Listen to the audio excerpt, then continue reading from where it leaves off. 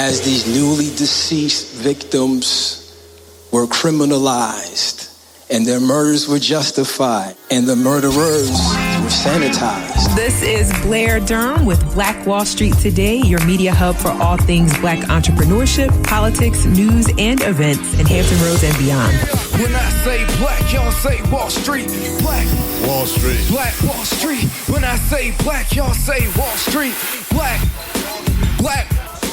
My name is comedian Allison Moore, and I want to introduce to you all the co-founders of Black Brand, but you all gonna have to do a whole lot better than what you just did for me. If you will, please, come on and stand to your feet, and let's clap it up and welcome the Mr. and Mrs. of the hour, Mr. Bashir and Blair Durham. Greetings. You want this here? Allison, thank you, guys. Was not expecting that. Thank you so much, Allison. Just a few words as we are getting started. Greetings to each of you. Many of you know, and some of you don't know, that Black Brand was founded just 3 short years ago. We got started in 2016 with a mission to undergird and to strengthen the Black entrepreneurship community. And so in that time, those 3 years, we've been working to do just that. We've been focused really on collaborations with organizations such as those that are represented in this room. And with all of your help, I believe we can move the needle. I'm really excited about that tonight. Okay, husband? This is really my husband's baby. I'm just helping give birth to it. Funny. I am profoundly privileged and certainly honored to be here with you all tonight in this space and in this moment. I want to say good evening and hello. I am Bashiri Durham, the co-president and co-founder of Black Brand, Hampton Roads' regional Black Chamber of Commerce. I have the esteemed honor and privilege to be married to one of the most hardworking, innovative, beautiful, professional, efficient, proficient, erudite, superwoman who is delectably and deliciously mine. Figured I better make my claims publicly. And I'm just honored and just really privileged to be a part of her life and to watch her evolve into this powerhouse of a woman right before our eyes, a force really to be reckoned with. And she's only getting started. This is just the beginning for her. And so,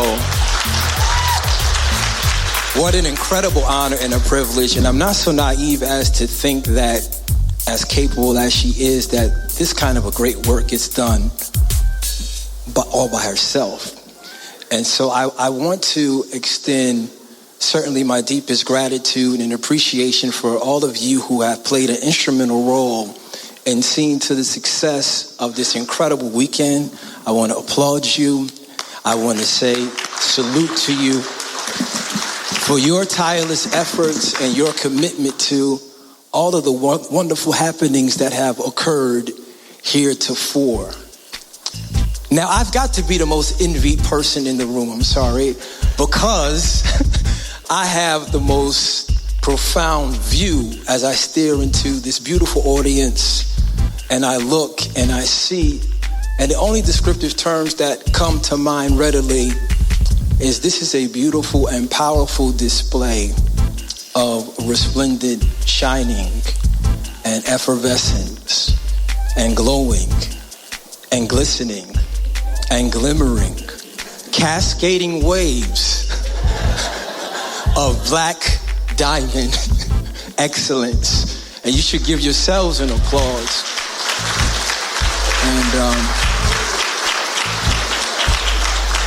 And I think it's fitting that I be very prudent and I be very cautious and careful with what I'm about to share with you very briefly.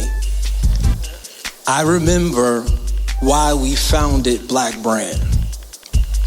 I can recall the work my wife and I started prior to what you now know today as Black Brand. It was everyday activism. And I remember we founded it in the wake of a series of unconscionable, senseless, and unnecessary murders of unarmed Black men, women, and children. I remember being inundated with a sense of powerlessness and desperation and depression and feeling very despondent. I remember feeling angry. I remember feeling anxiety. I remember feeling afraid. In the midst of all those heavy emotions, I remember the trepidation according with my wife and I's contemplation of bringing children into this very confused context of a world. We have 3 beautiful children. We have an older daughter and we have 2 very young sons. And I don't know if I have the facility to fully articulate to you the fear and the terror that grips my heart and my mind when I think of the potential of one of our babies becoming the next Rakia Boyd or Sandra Bland, right? Tamir Rice or Trayvon. When I think of the list that could go on and on and on, unfortunately, time would fail if I had to name the names. And we were in this space.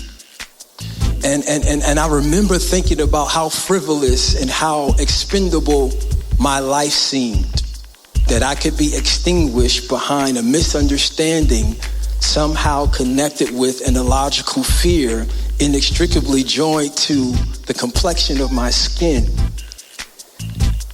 I remember the pain.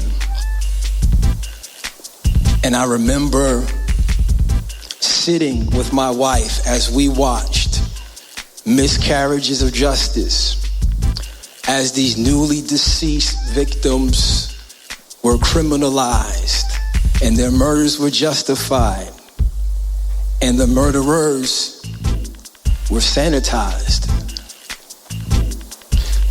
And that kind of heaviness can mess with your sanity if you allow it. So I remember my wife and I, we decided that we had to be very poignant in how we dealt with the madness that surrounded us. And we could succumb to and become apathetic as a result of the anxiety and the fear and the feelings of worthlessness and not having value. But we decided that we could do something powerful, that we could do something meaningful, and that we can do something that was legacy worthy. And so we started that first work, everyday activism. And we weren't so arrogant to think that there weren't already people in that space who were prodigious and prolific and already working. And so we wanted to learn and just kind of get in where we could fit in. And we tried our best and we did our research and we saw from the statistical data that our people were overrepresented in the areas of divorce and overrepresented in the areas of poverty and education deficits and incarceration. And we concluded that many of the problems and the issues that affronted us were not going to be mitigated and were not going to be resolved and were not going to be remedied unless we found a way to mobilize our economic import. And it was from that revelation that we gave birth to what you now know today as Black Brand. And so here we are. I'm sorry.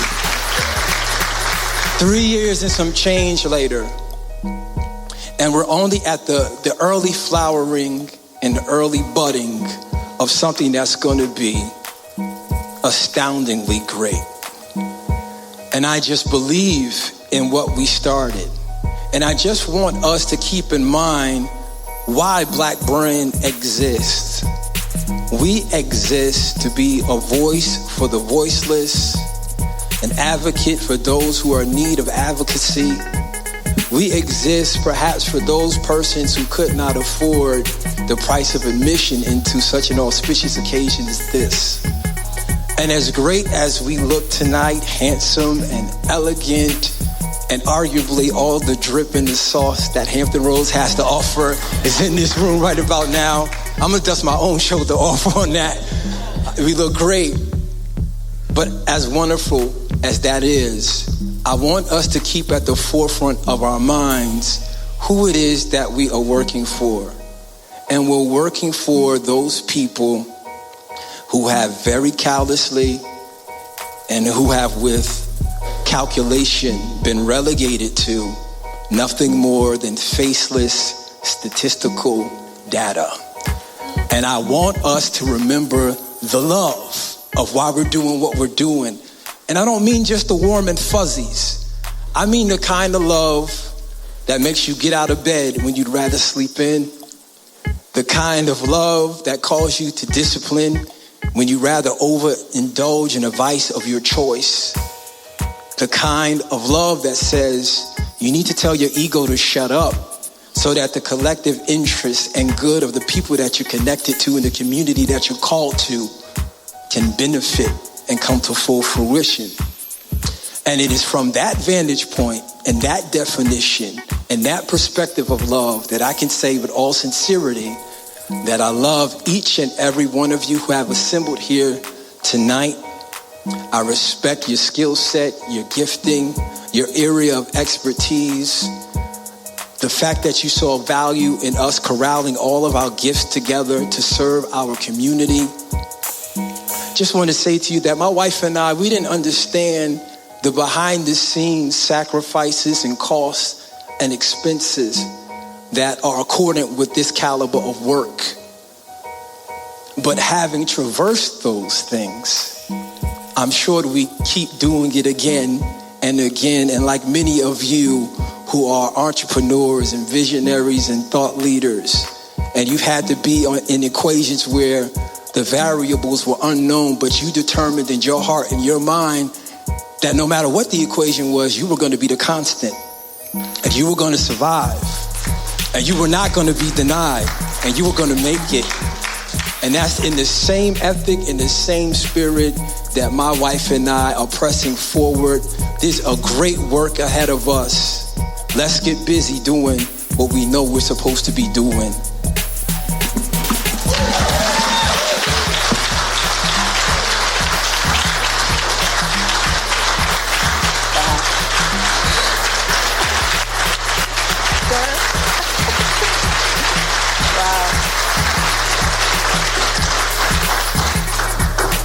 He gave a speech like that at our wedding that just... phenomenal.